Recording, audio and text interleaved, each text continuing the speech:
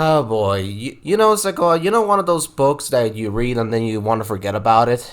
I think I do know which book that you are talking about, and yes, so usually when it comes to, well, technically the Railway series is not a trilogy, but if it was a trilogy, it'd be one of those trilogies where basically it would be one of those trilogies where it's just like the first book was solid and everything, may not be the best, but it did lay some groundwork. Second book was like really took what the first book had and really bumped it up a lot and really improved itself. And then the third book, once you read it, it was kind of one of those really let down endings that you think, like, probably should never existed. Exactly. So anyway, hey everybody, welcome back to another episode of the Really Useful Podcast. I'm your host Bonnie, also known as OTPod7. I'm here once again with my co-host. So, Corey the Diesel, and oh boy, have we got a book for you guys today. Yeah, we got what's Wilbert Awdry's least favorite railway series book, James the Red Engine, and by least favorite I mean it is his least favorite, and it's possibly our least favorite for this season. Yeah, pretty much. You know what? Probably not even for this season, but like, I wouldn't be surprised if like, once we get done with all the Railway series books, this might end up as like, the top 10 weakest book or something. I don't see that honestly because I think there are much more boring railway series books than this one. Well, yeah, we shall see. Because, like I said, don't forget, this also coming from a person that hasn't read too much of the Christmas books, so you never know. Maybe all the Christmas books suck, and maybe all the Christmas books sucks and everything. And James and Red Engine is the holy grail of a weak book, but it's still fun. Yeah, pretty much. So today we got James the Red Engine, and this is gonna be a pretty interesting episode to be honest, because we have a lot in store for this episode today. We do. I do have a feeling that like we are definitely going to talk a lot about why this book doesn't work as well as the last two books did. Especially it didn't work as well as the last book did as well. I also think we're probably going to talk a little bit more about the each of the stories and stuff too. Because like I said, we both have different things we want to say about it and everything, but we both agree that like I said, we don't hate this. Yeah, we should make this abundantly clear. We don't like consider this the worst book or that like Far the from weakest it. book or anything like that. Far from Yeah, it.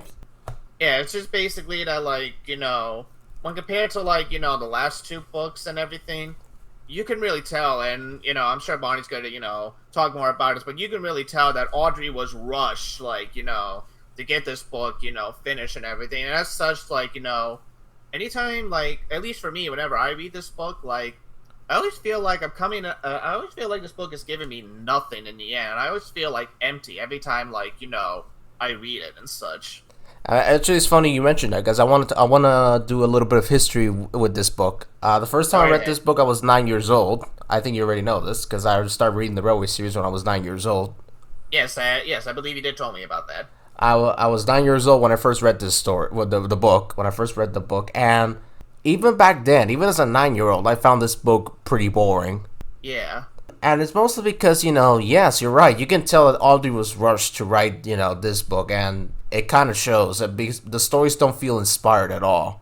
They don't feel inspired, and, like, once we get, talk more about them, most of the stories just feel like, Audrey wanted, you could tell he really wanted to write something. He wanted to write a little bit more, but because he was forced to do this, like, he had to either rush it or at least pad out a couple of stuff that just, like, like I said, like, it just feels like, you're reading nothing in the end, and that's actually kind of a little sad. Yeah, definitely. So, you got anything else to say before we move on to the history portion? Um, Nothing really much. Nothing really much. I pretty much said like I think we pretty much give a little intro about like how we're gonna feel about this book once we start reviewing it. Alright, so with that, let's get to the history portion. I'm going to be talking about it because I have a lot of information for you guys today. Go right ahead. Alright, so after the success of Thomas the Tank Engine, Edmund Ward, the publishing company in charge of the Railway series at the time, they were hesitant, to make the Railway series a series basically. And so Wilbur was pretty busy with his parish work because because don't forget he was also a clergyman. Yes, that is true. Like, yeah, a few people forget, but like, yeah, before writing the books and even during writing the books, like, like he was also a member of like, the church as well too Yeah, for a the few English church, and years. he was pretty busy too, according to the Thomas the Tank Engine man. Yeah. So then letters from children started coming in that they wanted a third book. And so, like I said, Edmund Ward, the publishing company, was very hesitant to make the series a series. And so then they brought in an editor by the name of Eric Marriott, who was one of the ones that pushed the idea of having 4 stories in one book. Because let me explain for a second. The original idea was to reprint the first 2 books over and over again, which of course was a bad idea because, people would get sick of the book. Pretty much, yeah. Like, actually, yeah, if they would have gone with the idea of just having 2 books, instead of going with the series, then yeah, it's a very good, possibility that Thomas would definitely be, faded away, like, maybe not very quickly, but slowly would fade away as time goes on.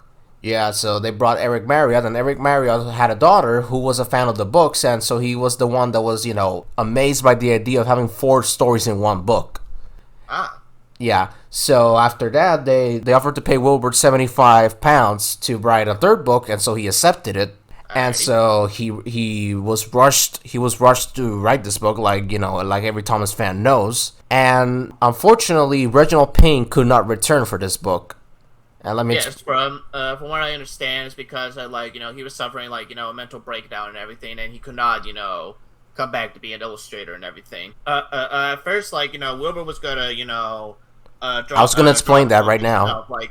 I was actually gonna explain that. So Wilbur decided to draw the illustrations himself. He could only draw the engines, but the scenery and the people he could not do that. So he decided to ask someone by the name of Barbara Bean, who was a school headmaster, I believe, and she could draw the people and the scenery. However, by the time they finished, the illustrations and they submitted them, they declined them, and he was forced to accept an illustrator by the name of Clarence Reginald Dalby, or C. Reginald Dalby. From what I understand, also correct me if I'm wrong, but didn't Dalby, just started just when the 2 just finished their illustrations or everything, or when they were in the middle of finish their illustrations?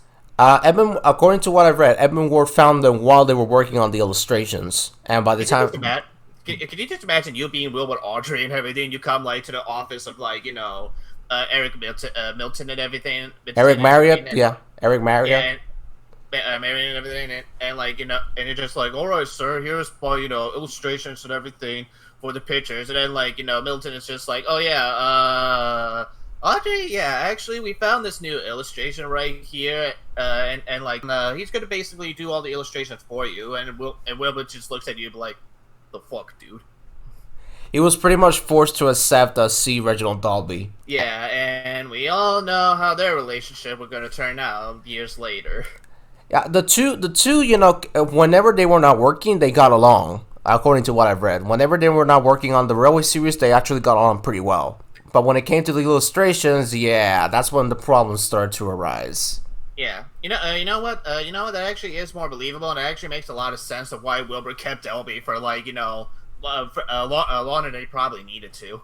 Yeah, and to be honest though, the first couple of books he illustrated, those were pretty basic. But when the books started getting, more and more real world focused, that's when he started to become really good. Yeah, I do agree. And again, we'll touch more about this when we get to the book itself. But I'm gonna be honest here, Dalby's illustration for James the Red Engine was very hit and miss for me. I have to agree there. And I think a lot of people, not a lot of people, but Sequoia already knows this, but C. Reginald Dalby is, possibly one of my least favorite Railway series illustrators. Yeah, and honestly, looking at the pictures again, and at least in James the Red Engine, but even looking at it from James the Red Engine standards and everything, I can see why Dalby is not most people's favorite illustrators.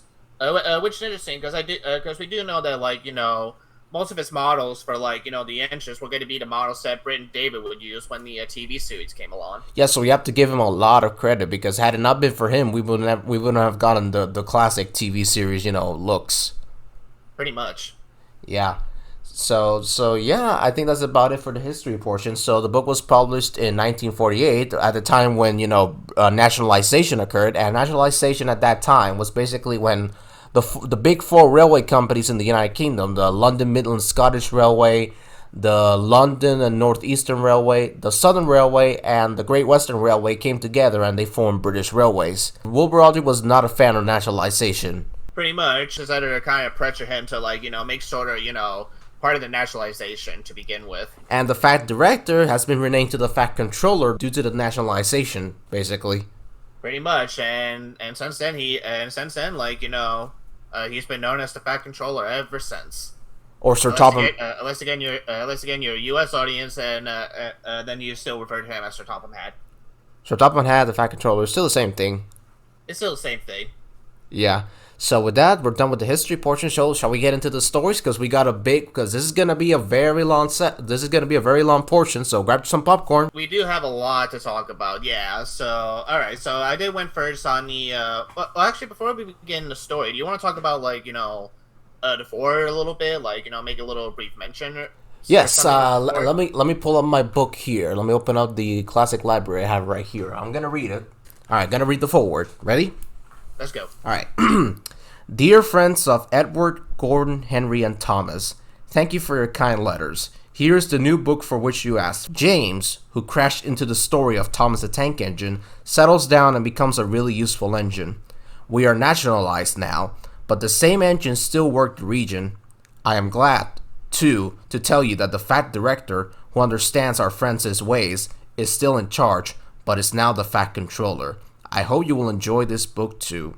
The author. So yeah, so now that we had the context about the background, this forward actually makes a lot more sense on why this book was made to begin with. It's also interesting that the first engine he names in the list of friends was Edward, pretty much started from the engines he made in order and everything. Yeah, pretty much. And yeah, you can tell that this book was written because children asked for another book, basically. Pretty much, and this was this was definitely going to be something that we're going to see a lot more in the forest. Mostly unless he names specific people and everything, most of the readers he's going to refer to is as friends, which is actually kind of sweet when you think about it. Exactly. And so yeah, the forward says that they're nationalized now, like we mentioned, because in 1948 that's when nationalization occurred for British Railways. Yep. So now Sodor is part of the British Railways and everything. However, Sodor, unlike in the later unlike in real life where steam engines were sadly scrapped, Sodor is allowed to keep its independence from British Railways, basically. Basically, again, once we get to the later seasons and the books that talk about this, Sodor will soon become a safe haven for steam engines and such. Pretty much. So, anything else you'd like to add?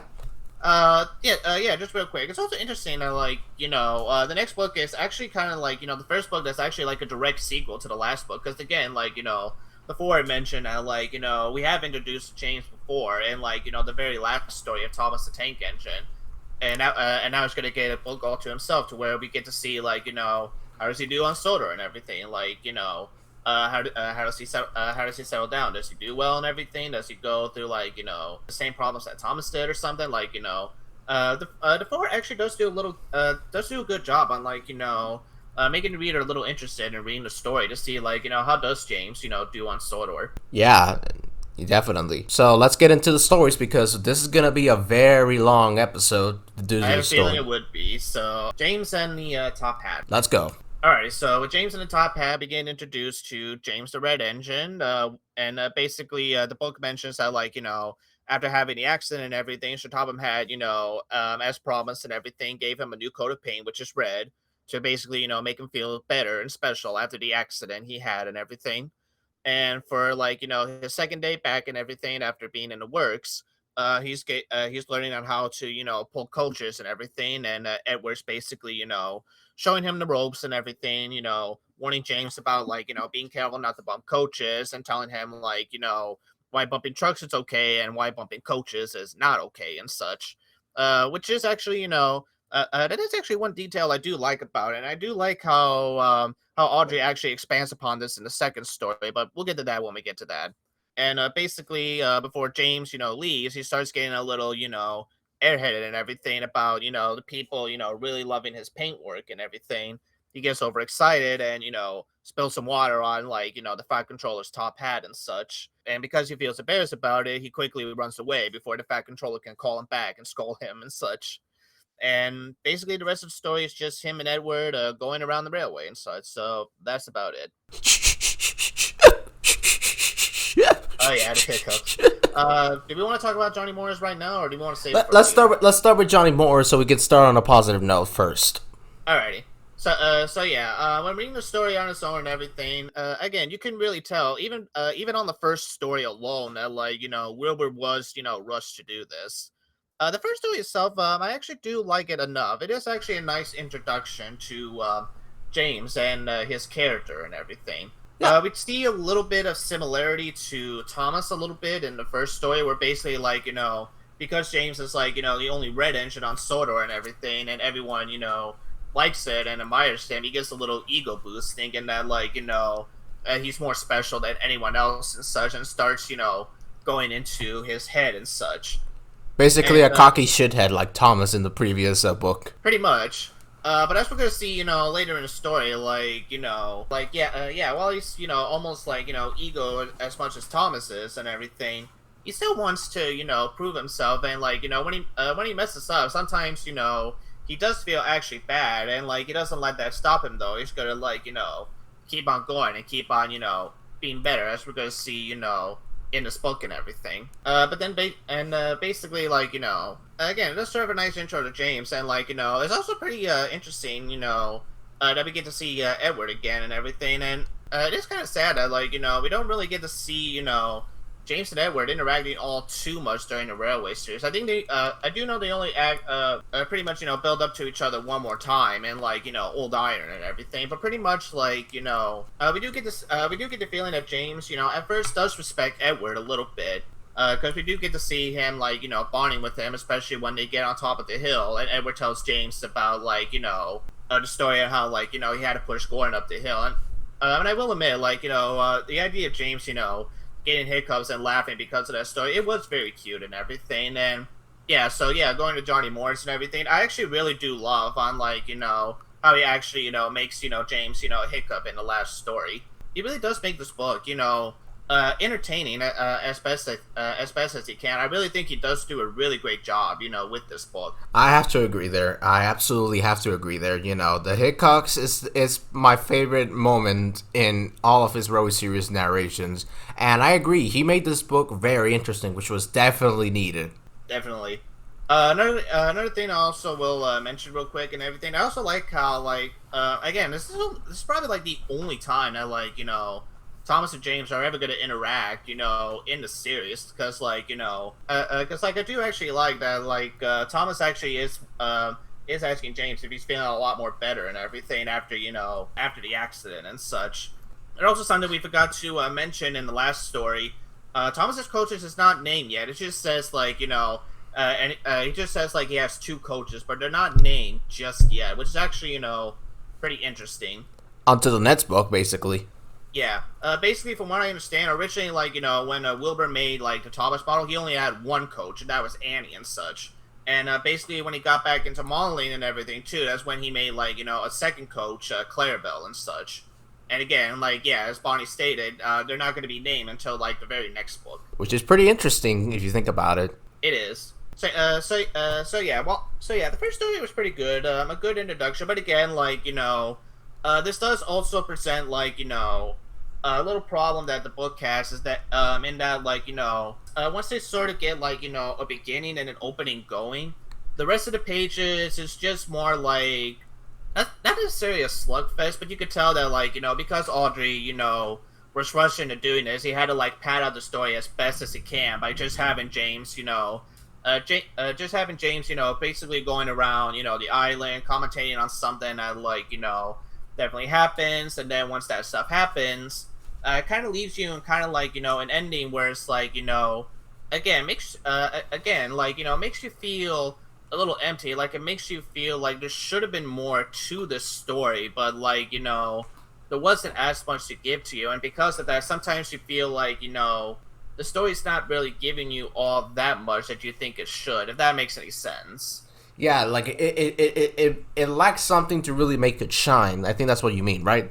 Yeah, pretty much. Like, yeah. This book is pretty much, lacking and everything. It's not really as much action pack as it was with, like, the last book, which is not a bad thing. Like, I don't think like all of the Thomas books or stories should be like, grand or epic or anything like that. Like, you can still have slice of life and like, it can still, be shown off, well enough and everything. You can also make it simple. However, you need to be careful with that because if you make it too simple, then it can be boring. Yeah, pretty much. I think the best way to describe it is like, compare it with like, Edward's Day Out. With Edward's Day Out, that like, yeah, while the story was still simple, you still had a good enough, character or a good enough idea of what Edward was like as a character that still made you, grab onto the story. It made you feel like, you enjoyed that story enough that you wouldn't mind reading it again.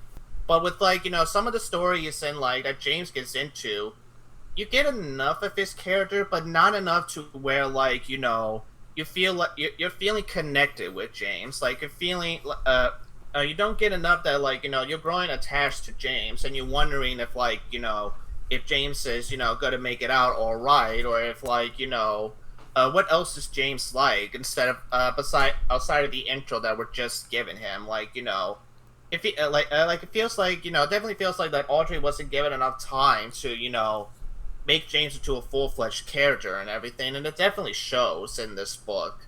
And I think that was a really big missed opportunity, and that's probably why, like, compared to Thomas the Tank Engine and everything, this book sometimes feels like a letdown for most readers. Myself included, and I assume for you too. Yeah, pretty much, because, I do think his character does get a little bit better as, like, as like the series goes on and such. But I will say, I think the TV series also does a much better job on like, giving James like, an actual 3-dimensional, character than the books did at times. But again, that's just, that's just my humble opinion and everything. Anyway, so for my rating of the book and everything, again, the intro was actually pretty nice. I actually do, I actually really do love the interactions between like, Edward and James. I actually do like, the little, cliffhanger ending about like, what is, the Fat Controller going to say to James, because like, he's not really going to forget what James did and such. So I actually do like the way on how like, Awdry written that ending. So because of that, I'm gonna be a little kind and give this book give the story a 7 out of 10. Good one. Okay, that's not a pretty bad score. I expected a 6, but 7, very generous. Yeah, it is. So yeah, for me, James and the Top Hat is the best out of the 4 stories in the book. And I do like how James gets a little bit airheaded and he showers the Fat Controller's top hat with water. And yeah, I do agree that, the story kind of drags on after the top hat incident. Yeah, because like I said, pretty much it's just, James and Ed were going around stopping at some stations and everything. Actually, another thing I will point out, I actually do like, how James gets so nervous that like, he doesn't want to stop at like, the first station. I think that was also a nice little touch that like, Awdry did. Yeah, that was pretty cute, I will admit. So aside from that, I actually don't have too much problems with this story, honestly. Yeah, it's simple, but at least it's something interesting. It is. Like I said, it does have some of its humor moments in there too that like, still make the book, fun to read and everything. So it's not like, it's a total drag. Yeah, the hiccups that Johnny and Morris made absolutely definitely made the story, worth it. I actually do love his James's voice too. I think it actually does suit him just fine. Yeah, definitely. I agree. It reminds me of a little bit how Michelangelo would sometimes, voice James in the earlier seasons. Before he became the screaming engine. Pretty much. Yeah. I want to talk about a little bit about the illustrations for this story because. Go ahead. Because. Because I think you did mention this to me. Go right ahead. Yeah. So the illustrations in this story range from pretty excellent to questionable at times. And I'm specifically talking about that illustration where James and Edward are puffing up the hill. Look at their faces. Well, it's not only that, but even, like, with the illustration where, like, again, where James is, like, not wanting to stop at the first station, Dobby kind of makes, both James and Edward look kind of tiny and such. Like, he kind of makes them, like, both small. Their proportions... in comparison. Their proportions are so wrong. They are.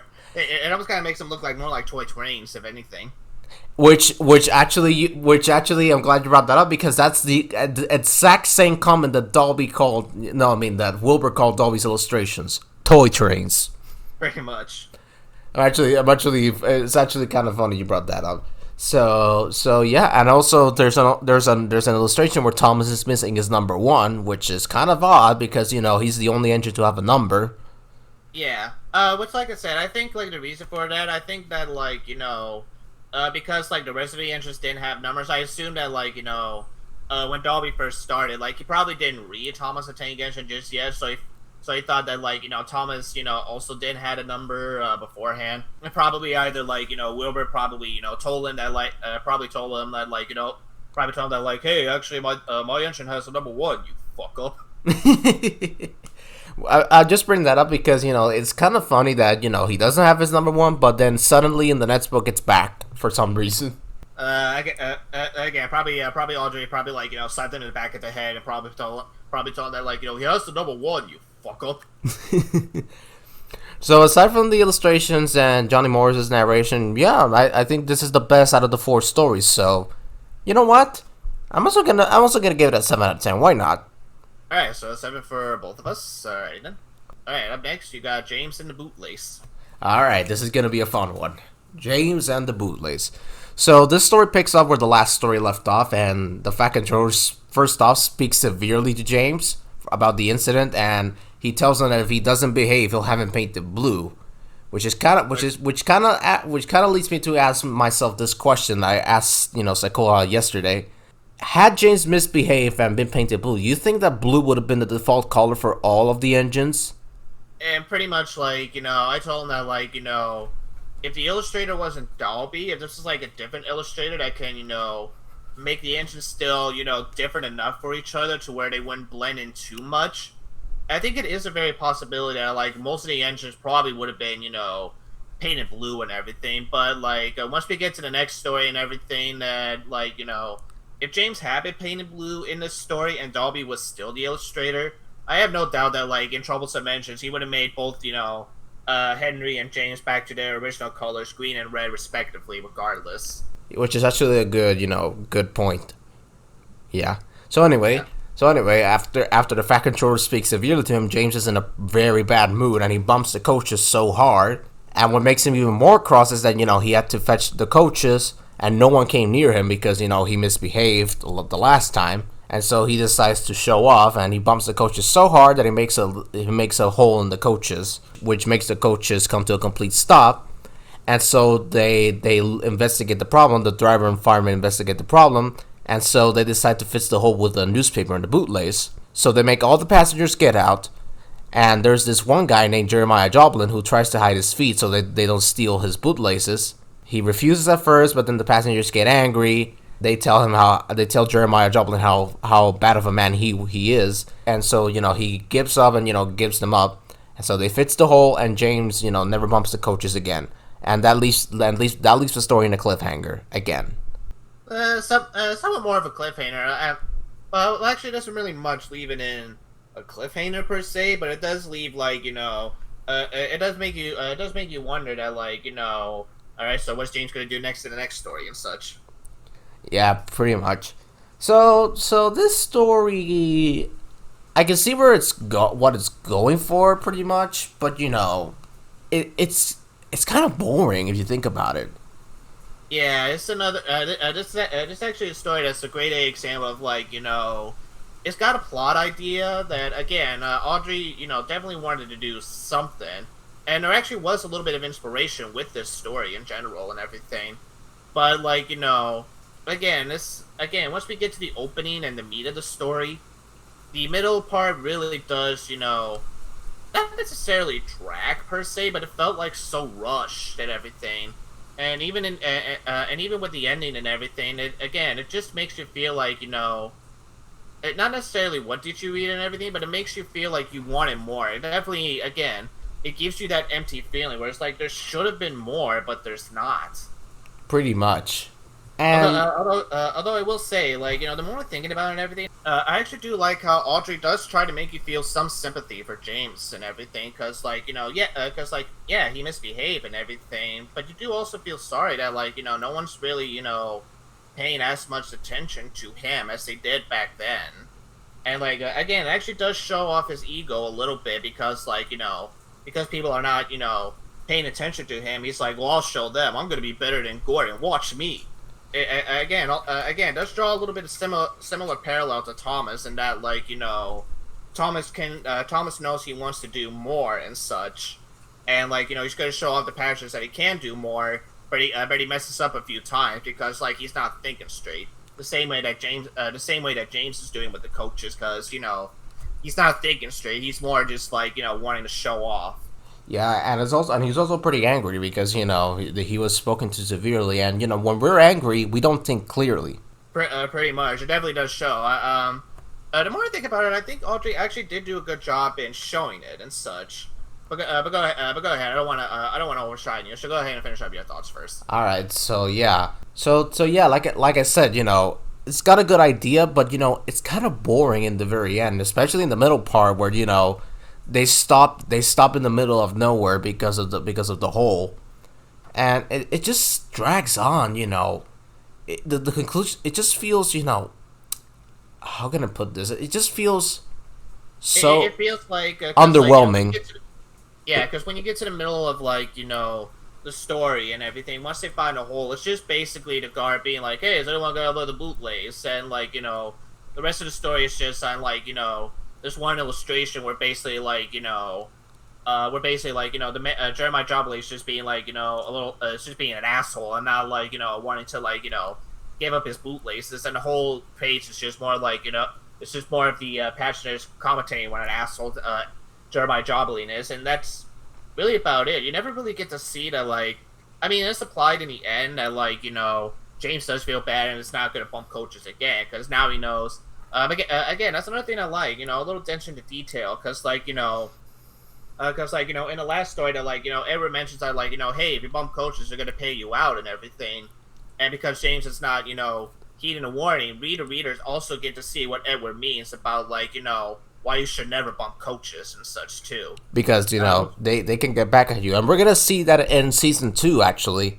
And yes, we are definitely going to see that. That is actually going to get expanded a little bit more, which again is a nice little attention to detail.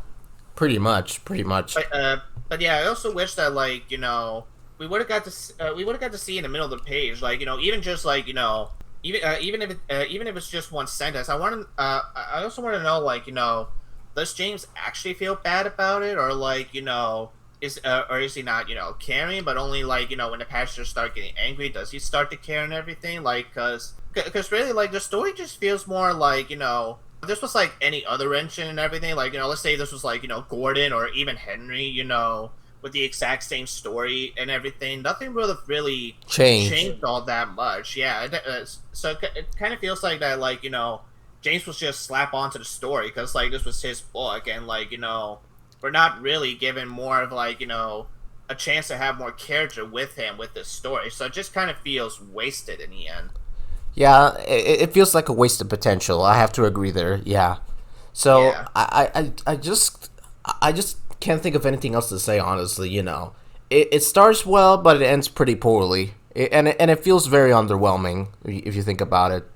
It does. Like I said, it feels rushed, and yeah, once you get to the end, you just have this empty feeling where it's just like, there should have been more, but there's not.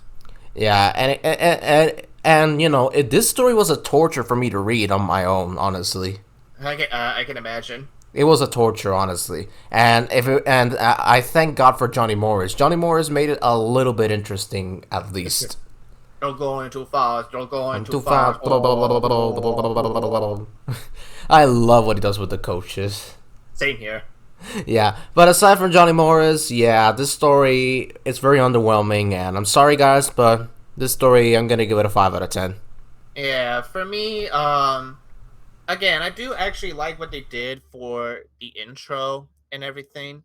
I will also say too, like, the TV series actually does do a better job of, like, when basically, like, Yes. when the driver and guard actually, mentions what they're gonna do, or like how the whole was mentioned. I actually do like that they actually do show James, actually being sad, actually feeling guilty for what he did. They actually did a much better job than like what Wilbur did in the story.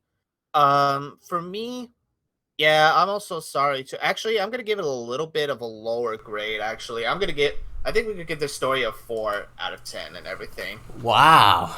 Yeah. I mean, the idea is there and such. Again, it's a neat idea, but again, if this was like, any other engine that like, had this exact same story, nothing would have changed in the end. Before we move on to the next story, I'm gonna ask you an interesting question. Go ahead. Why do you prefer the TV series version over the book version, basically? Okay. Make no mistake. Like, even in the TV series, the story is still weak and such. It is. I have to agree. It is. It is. But what I like a little bit about the TV stories, again, like in the TV series, again, like I can actually see it actually makes a lot more sense on why they wanted to combine like the first two stories together, because it actually does fit with the theme about like with Edward mentioning James, being careful with the coaches and such. So it actually does tie in nicely. And yeah, while the story also drags as well in the TV series version, it does. Again, it also does a neat job on like on actually showing James like him feeling guilty after what he did, with the coaches and such, and during and even before the end, like you actually do feel that like James actually did learn his lesson and everything. He's not going to bump the coaches ever again and such. Where in the book, again, like it's only applied in words, but again, if we would have had like a picture or at least an extra sentence of him actually feeling guilty, it probably would have made the story at least a little bit more better for me to give it like a 5 or maybe even a 6. But It still would have had issues, no question about that. But at least like you said. Yeah. Basically, like I said, like it just feels like James was just slapped on in the story. And he wasn't really given that much to work with, and like again, like like it could have been any engine in the story, and like nothing would have changed in the end. Exactly. So yeah, 5 and 4, right? Yeah, 5 and 4. So that means my score so far is like 11 out of 40. Yours is 12 out of 40. Wow. So, yeah. Wow. So I do have an idea of what grade this book is going to get. But, I shouldn't be laughing. I honestly shouldn't be laughing. But it's just funny that I'm just one point away, one point ahead. Honestly, pretty much. But hey, like I said, we still got 2 stories. So if the 2 stories somehow manage to at least So like I said, this is 11 and 12. If the last 2 stories manage to get somewhere between like an 8 or a 10 or maybe even like 1 more 7, it's possible that maybe like this story could get like a C+ or a B. Yeah. But don't vote on this. Yeah. Yeah. Exactly. So yeah, we still got 2 stories. Luckily, the next story is actually one of my favorite stories in this book and such. So let's get to it. Troublesome Trucks. So picking up where the last story left off and everything. So James, as punishment, for James, basically having a temper tantrum and such, he was left alone in his shed for quite a while. We're not really sure how long he was left there, but let's just say like he was there for maybe like a week or something, maybe like a month or something. I don't know. But basically, the Fat Controller comes in, sees that James is actually, very sorry for what he did and everything, and basically gives him one more chance. And instead of coaches, he wants to see how he does with trucks now. Because I guess he wants to torture him even more and such. Maybe that's like his second part of punishment and such. But pretty much, yeah, he does try to pull the troublesome trucks, has some problems along the way, but he manages to get them to the station, and he keeps his red coat. So for me, so again, I was talking with Bonnie about this and everything. I do agree why some might not enjoy the story, because yes, I will admit. It's another story that does drag. It's another story that again sets up the plot and everything, and then once we it drags on to the point where even Johnny Morris skipped the page. pretty much, like I can just imagine Johnny Morris reading the page and everything, just like reading the page and everything. It's just like this really has nothing to do with the story. I'm just gonna skip this page. No one's really gonna bother. No one's really gonna bother to notice, right? Unless you're a diehard fan. Pretty much. But yeah, while the story does drag and everything, I really do like that. I really do like that this is a way for James to actually, like, to actually, redeem himself. Because again, like, this is where, like, he is a little bit more different from Thomas in a sort of sense. When James wants to basically, like, redeem himself, he more wants to redeem himself because, like, he wants to prove that, like, he's not really a bad engine. He can actually do, really useful things if you put him to the test in it. He's not going to do it because, like, he wants a railway, or if he, like, he wants to, like, basically, like, get a new coat of paint or anything like that. He just more wants to do it because, like, he does feel bad and feel sorry that, like, he wants to prove himself that, like, he can do better. Which again, actually, I actually do like how even both in the illustration, even in the TV series, you do actually see James, crying. And again, like actually, I should say two narrators. Both, Johnny Morris actually does a really good job making it sound like, James is actually feeling, really bad. And even Ringo Starr in the TV series, he actually does a very good job as well too. And like, making James, feeling real sad and everything. Both do a phenomenal job. Heck, even George Carlin did a good job. Yeah, I will admit, maybe George Carlin might have overplayed it a little bit, but he actually still does a good job in, like, showing it as well. Pretty much. Although I do actually find it kind of funny that James is more worried about, like, people not seeing his red coat, not seeing his red paint again, and not worried about, like, he's gonna get sent away for soda or something. But actually, yeah, I will also mention too. Again, like, this is where you also get to see James's, determined side as everyone too. This is another one where we get to see James a little bit more, of a character, and that, like, even when the trucks are, like, trying to, like, stop him and everything, trying doing everything he can to make James give up. He's not giving up, and like, again, the TV series does a phenomenal job in, like, showing this as well too, with, like, with both the narration from, like, Ringo Starr, George Carlin, and even, like, the scenery and the music and such, and even the book, like, some of the illustrations, like, especially when we get to Gordon's Tale, I actually think Dalby did a really great job in, like, showing James actually struggling up the hill, like, with the trucks, like, both the first time and even the second time too. Like, he does a really phenomenal job with the illustration. That you actually, well, at least to me, I'm always cheering James on every time, like, he tries again and, like, gets all the trucks, up the hill. So, like, that's a sign of, like, both good storytelling and actually, a good illustration to go along, like, what's happening, like, with the page itself. Yeah, I have to agree. The illustrations for Troublesome Trucks are possibly the best ones in the book. I have to agree. Yeah.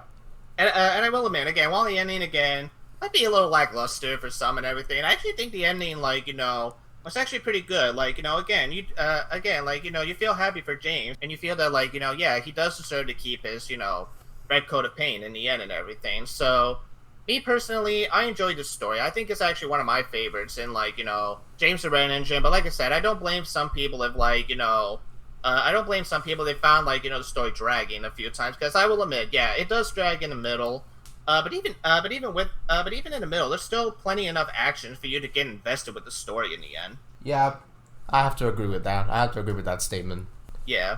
For me, actually, I'm gonna give the story another 7 out of 10. Like, I think it's actually really good for what it is. All right. Well, you might like the story, but I do not like the story at all. I don't like this story. Yeah. He did tell me that, like, this is one of his least favorite Railway series books. So go ahead, explain why you don't like it that much.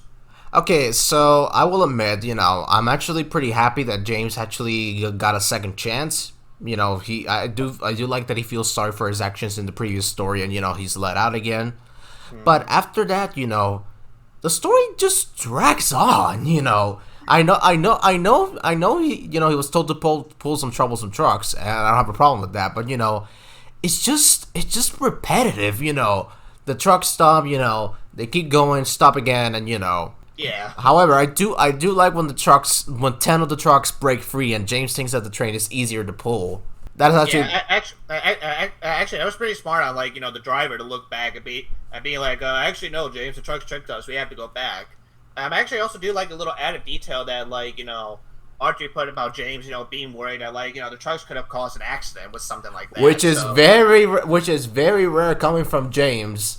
Yeah, which again, I think it does show that he actually did learn his lesson from the last story, because I think he was actually, worried that, like, oh shit, I heard the passengers or anything, like, if we're going too fast or something.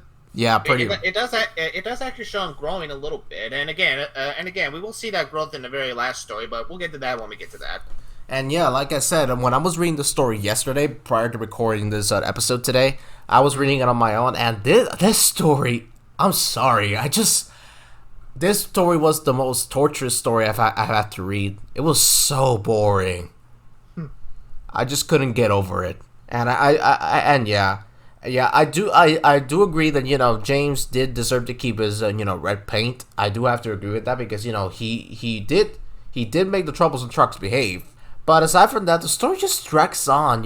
It's one of those stories where it drags on. It focuses on one plot device, and then the plot device and then it drags on for way too long. It's just basically how it was with like James and the Bootlegs, where basically like it's only focusing on one subject, and like and because like Awdry is like focusing on a subject a little bit too long, it kind of gets like stale after a while.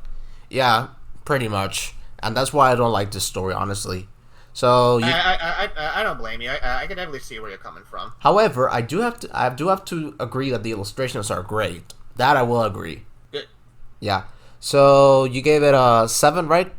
Yeah, I gave it a 7, which means my total score is an 18 so far. So 18 out of 40 so far. Well, this is gonna be shocking. Go ahead. But Troublesome Trucks for me gets a 4. Wow. Wow! You were surprised for me giving Bootlegs a 4, and I'm a little surprised gave it. I was expecting a 5, to be honest. But wow, you really did not like that story, did you? I did not. I prefer the TV. This is one of the rare instances where I prefer the episode over the book version. All right. Well, since you gave it like a 4, 4 plus 12, that means so far your final score is a 16 out of 40. So right now I'm 2 points ahead of you.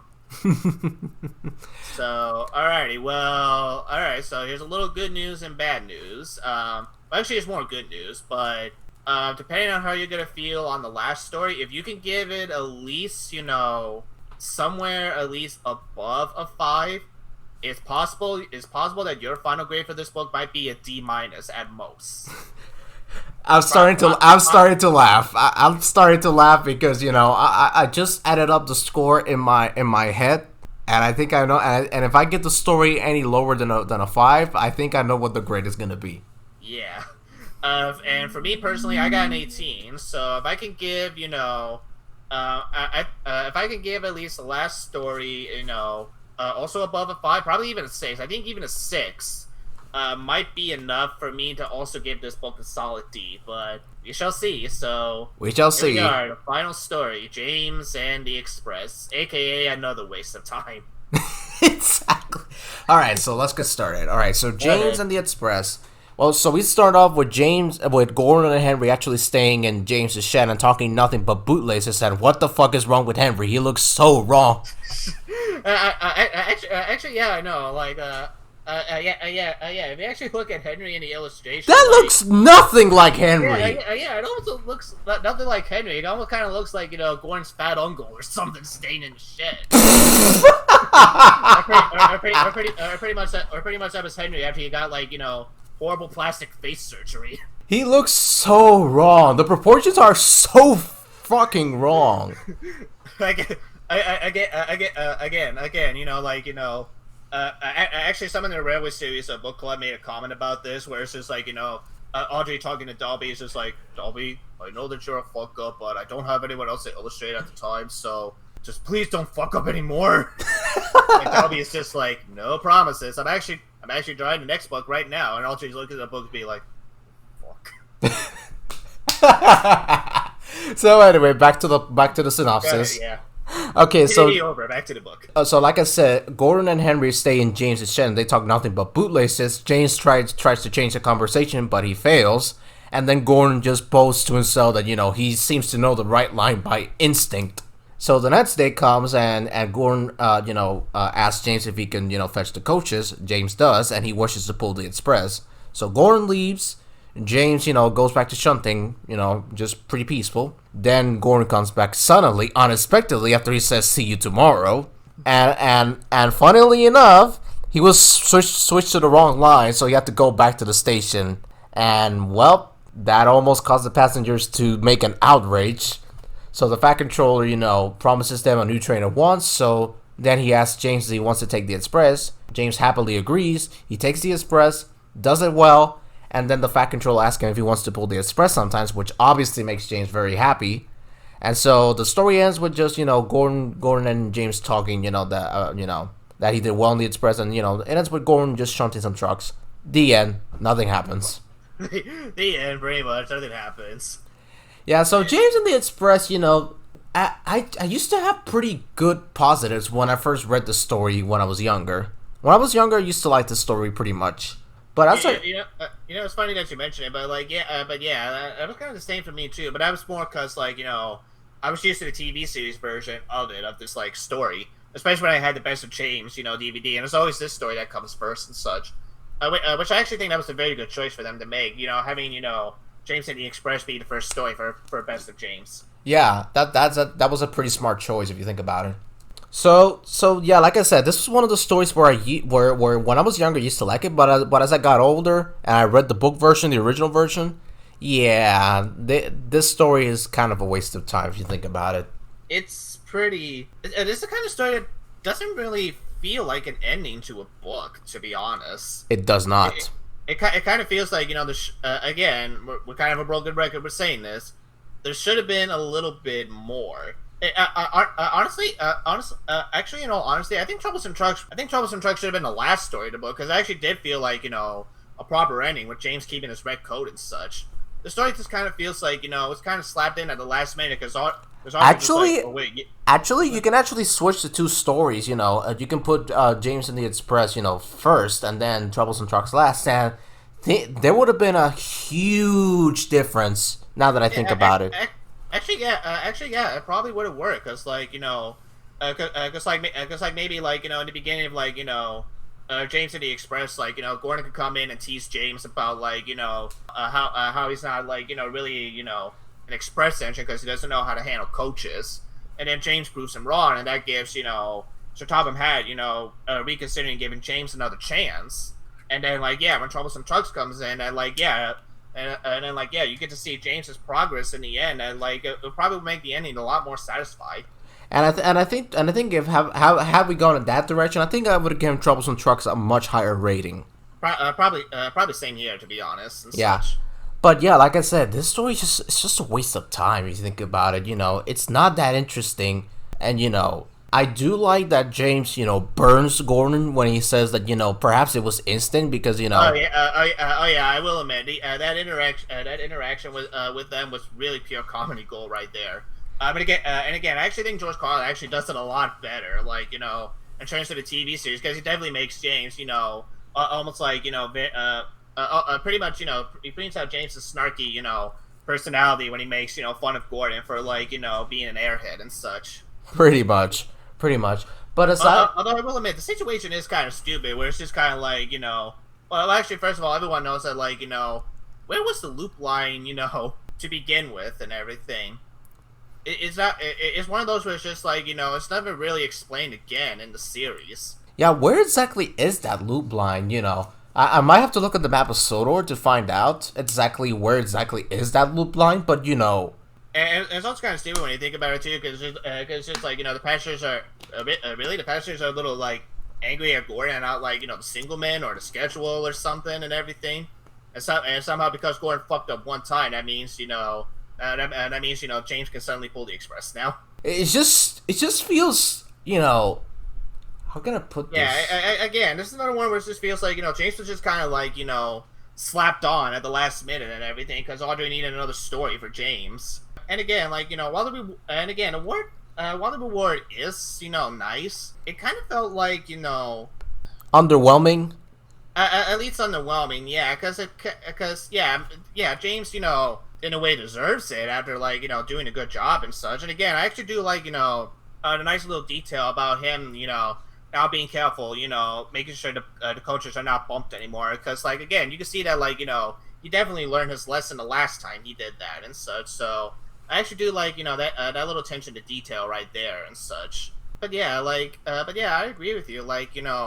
Actually, yeah, we're comparing this to like Thomas again with Thomas in the breakdown train and Thomas in the trucks. It was actually build up to like Thomas earning the branch line. There was build up to the action and such, but with James and the Express, it kind of feels like James was just more or less lucky that he got to pull the Express because again not necessarily Gordon. This is more the Singleman fucked up and such. Gordon didn't really fucked up. He was just more like again got more boastful and got an airhead of himself that like James was just lucky that he got to pull the Express in the first place. So, like, had Gordon not been switched onto the loop line, James probably would never got the chance to pull the Express in a while. So, yeah, it just feels like that, yeah, his reward was, like, really more, like, luck-based. That kind of, like, like you said, underwhelming and everything, that there was kind of no... Now that I just mentioned on the underwhelming, I think this is the worst, I think this is the second worst out of the 4 stories. Yeah, because, again, like... It doesn't really feel like an end to a book. It just feels more like more like an open end, like because again, if you compare it to like the last two books did feel like there was a proper ending. Like Edward Gordon and Henry did feel like an ending to the first. And especially Thomas on the breakdown train. And especially Thomas the Tank Engine. Yes, Thomas the Tank Engine definitely did have like it definitely felt like an arc. It definitely felt like you were with Thomas going through these trials and such, that when Thomas and the breakdown train happened, like, it felt like a satisfying and proper ending and such. But with James the Red Engine, this book and everything, like, yes, there was an intro, and, like, James did go through some trials and such, but, like, his trials kind of felt short, because, again, once we got to, like, Troublesome Trucks, like, it felt more like a proper ending. And when we got to, like, James and the Express, it just felt like a story that was just slapped on, because, like, either Awdry forgot that, like, oh yeah, there's actually 4 stories in here, shit. And he basically, wrote this up, like, as fast as he could and such. And that definitely feels like, again, like, this story definitely feels the most that, like, nothing really happened in the end. It just felt more like, again, luck-based and everything. It just felt more like everything was either, dragged or rushed and everything, that it just makes... This definitely at least to me, this definitely makes me feel like this is the most emptiest story out of the whole book and everything. Yeah, well, for me, I agree, but this is, the second worst for me. It might be the worst for you, but it might be the second worst for me. Honestly, now that I think about it, yeah, I think this is the weakest of the book, because even with James and the Bootlace, like, I'll give James and the Bootlace that at least still had, action and a conflict in some way. This just feels more like, again, there was really like not much of a conflict, like it was just more luck based and everything. Now that I think about now that you mentioned the luck base, I think a better title would have been James's Lucky Day. You know what that definitely would have been a better title. I'm kind of surprised that like the U.S. title didn't call it that. It would have been the perfect title, James's Lucky Day. James is like pretty much. Tomorrow, James, that'll be your lucky day. Lucky day. Lucky day. Anyway. So, yeah. My turn. Yeah, I was... Yeah, go ahead, give you a rating. What do you rate this book?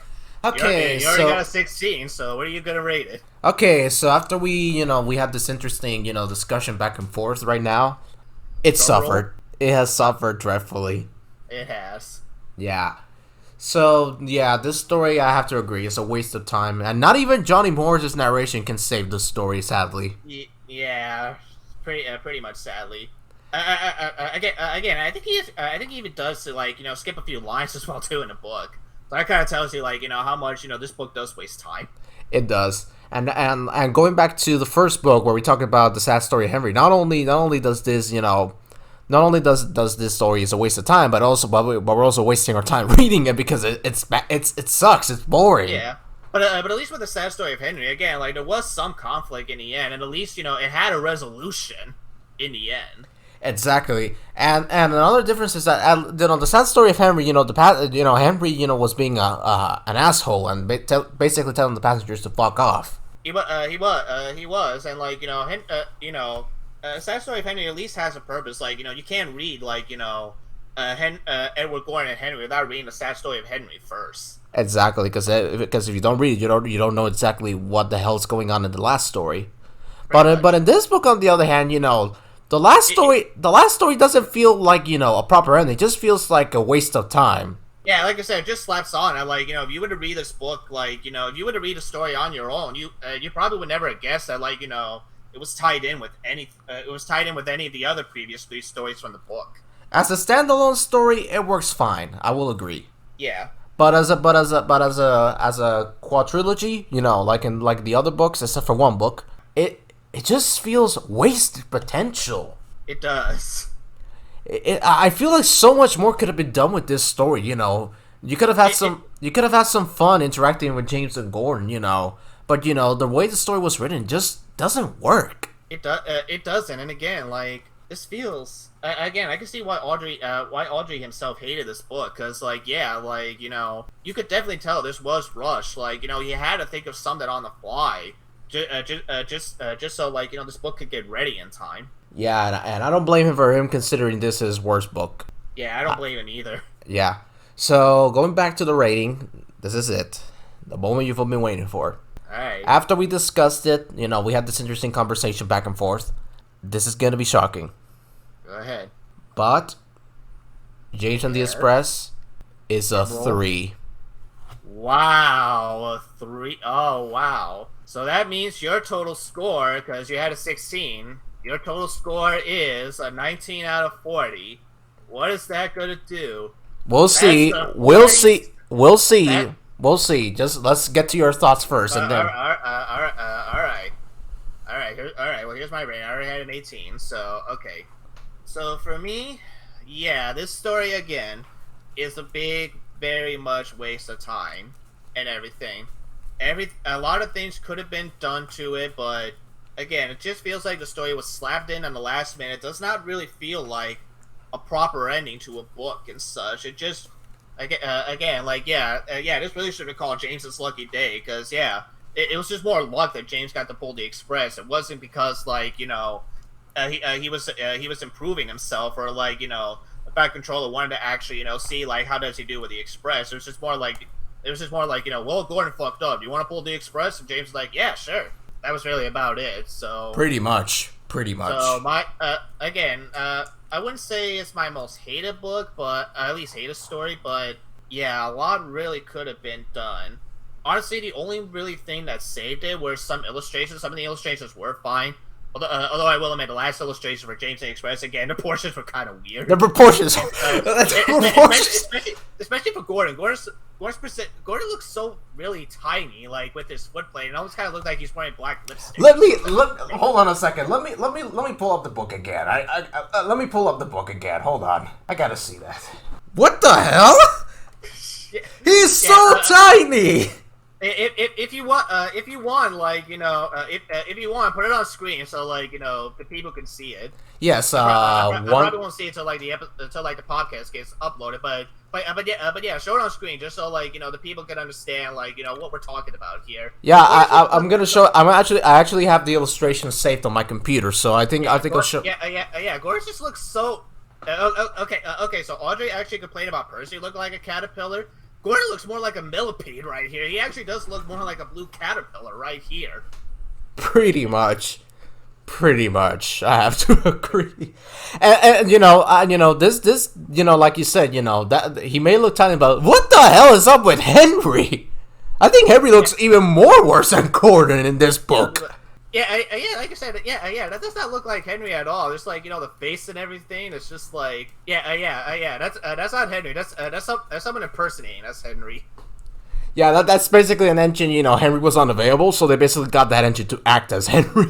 I can just imagine if Sora was basically filming and everything. There's just more Henry couldn't show up because he was still sick and everything, and the Fat Controller was just like, you wearing a blue engine, you want to be Henry for today, here's $20. Oh man. But yeah, anyway, go ahead. For my rating, the only way I'm giving this rating is because the interaction with James and Gordon kind of saved the day, and I actually do because again, Johnny Morris's narration and everything, he actually does handle the ending a little bit more better. And again, I also do the little attention to detail of James being careful with coaches now and everything. That is the reason I'm giving this a 4 out of 10. Wow, so 1 point higher than me. Pretty much. So my final score is a 22 out of 40. But let's do yours first. Let's do mine first. All right, so give me the numbers and I'll do the. All right, so yeah, let's do yours first. So I think I said like your final score was a 19 and such. Yeah. So what was the what did I give James and? So James in the top hat, you gave a 7. Okay. I believe James in the bootlace, I think you gave it a 5 or something. Yeah. You gave it a 5 because you were a point higher than me. So that was a 12.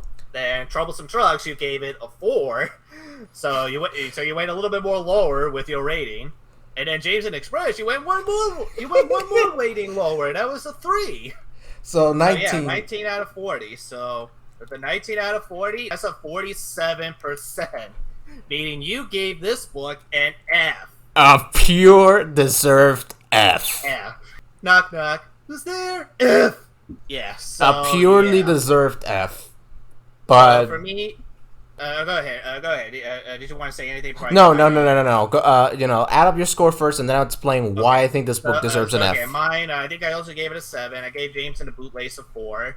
I believe I gave Troublesome Trucks. I believe I gave Troublesome Trucks a 7 because I had an 18, and then I had basically gave James and the Express a 4. Mine was a 22. So let's see, 22 divided by 40. Of 55%, so a little bit of a higher F, but it's still an F. A 55, basically? Yeah, 55%. So basically mine was just more like, yours was 47, so mine was basically 8% higher than yours, but we both gave this an F. A well-deserved F. Yeah. Before we go anything else, Bonnie and I were actually predicting, we actually didn't think it was possible to give, an Awdry book an F or anything like that. We literally thought it was going to be, the 3 railway engines were, the highest we probably could have given it was, a D, but reading this book again and talking about these stories in more details, it really does show how underwhelming this book is overall and how much, a lot of things could have been improved. It could have been, it could have made this book a little bit more entertaining, but because it was rushed, and again, it definitely shows how it was rushed, it really suffered big time. It did. And like I said, and like they say in Toy Story 2, you can't rush art. You can't, that's definitely true, you cannot rush it and such, because history has shown time and time again, if you rush or put people into pressure, don't be surprised if your final product is going to end up being, either a moderate success or a huge failure. And this book was a pretty big failure for at least for the both of us. At least for the both of us. For what I understand, I think this book did still sell well in the beginning anyway. It did. It actually did. Yeah, so, because, and again, let's make this clear, even though, this book is a huge letdown in the end, it's not the worst book. It's not like a book we hate with a burning passion, not by a long shot. We just both agree that, this book definitely could have done a lot more than it did, than basically what we have right now. And you know something? This is something that came out of my mind yesterday, and I forgot to tell it to you. Even though the stories suck, they are still memorable if you think about it. They are, again, yes, they do drag and such, and they each have their own problems, but again, we're in a TV series, and I think that, I think the TV series actually does help, bring the stories a little bit more, bring more of a life to them in the end. What we're really saying is that because these stories were still adapted, it's not really going to end up being forgotten, not by a long shot and everything. No, not even close not even close. Yeah, there's still some memorable and still some really good stuff in it. There was some stuff that Awdry still, wrote that was still good and still timeless to this day. It's again, it's just that reading it again overall and trying to pretend that this book just came out and everything. Again, comparing it to the grand epic action that we had with Thomas the Tank Engine, and even even comparing it to the first book where it still had its problems, but it was still fun to read and everything. This book, again, talk about a huge letdown and such. It was. However, I will say though, like I said, the stories are still memorable, and the quality of Wilbert's writing is just so good that it makes you memorize the stories pretty quickly. It does, like it does again, again, it does show some very good, some very good writing style that Wilbur was able to try to do, given that again he was forced to rush this book in as quick as he can. So, but it still shows that they still has the same writing style that we still come to love to this day. Yeah, I was also gonna say that I don't think a lot of you guys know this, but Michelangelo actually did read the Railway series for a few CDs actually. He did actually, yes. He only read up to volume 18, Stephanie the Bluebell Engine, and then just stopped Yeah, altogether. because he loved the series. I actually listened to his narrations for this book last night, and I will say, I think he did a solid job. I think he did a I have pretty. not I have not listened too much to his version of the Railway series. Maybe I should at some point and everything. But I will say this, again, Johnny Morris actually does do a solid job. He does try to make this book entertaining, and in some ways he does succeed. Exactly, except the final story, which not even his narration could save that story because it's such a huge mess. Yeah. So yeah, I think this book deserves the F. But even though this is like the worst out of well, it may be the worst now, but there might be a worse book later. But considering I have a feeling this is gonna be my prediction because again this is more of a season. I have a feeling the book that may come close, but probably hopefully not gonna suffer the same grade. I think we might have some of the same problems when we get to Henry the Green Engine, but again, I think only time will tell, and who knows? Once we get to that book and everything, maybe our minds might change a little bit.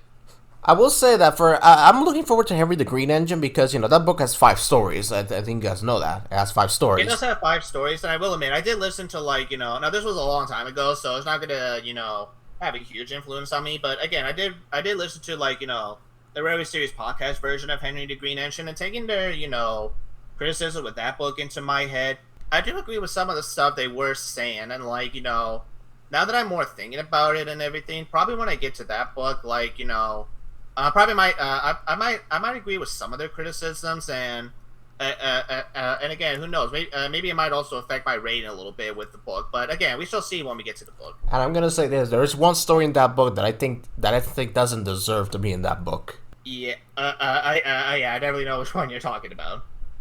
It shouldn't be in that book, and why the hell is even that there? But anyway, we'll get to that. We'll get to that story when we get to it. Well, actually, you never know. Maybe Thomas the Tank Engine Man actually maybe explains a little bit why the worst 5 stories instead of 4. Yeah, pretty much. And so with that, that's the end of James the Red Engine, guys. So we hope you enjoy this episode. We're not gonna send you our PO boxes because we don't want to get any bricks thrown into our windows or anything like that. But again, as we always say, if you guys enjoy this book for what it is, still enjoy it, and everything. Again, don't feel guilty or feel like you have to change your ratings just because of us and everything. Yeah, If you pretty still much. enjoy- yeah. If you still enjoy the book, read the book and enjoy it for all you want. We don't mind. Yeah, exactly. We don't mind, Yeah. Yeah, and like we also said too, we don't really hate the book, but we do feel like that. There could have. It is very weak, and there's so much stuff that Wilbur could have done if he was not rushed.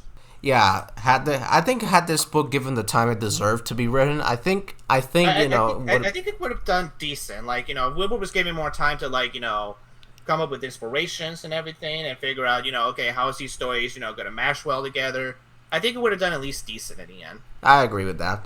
So yeah, guys, thank you for watching this episode of the Release With Podcast. If you guys liked the episode, don't forget to hit the like button, and if you guys want to see more episodes, hit that subscribe button as well.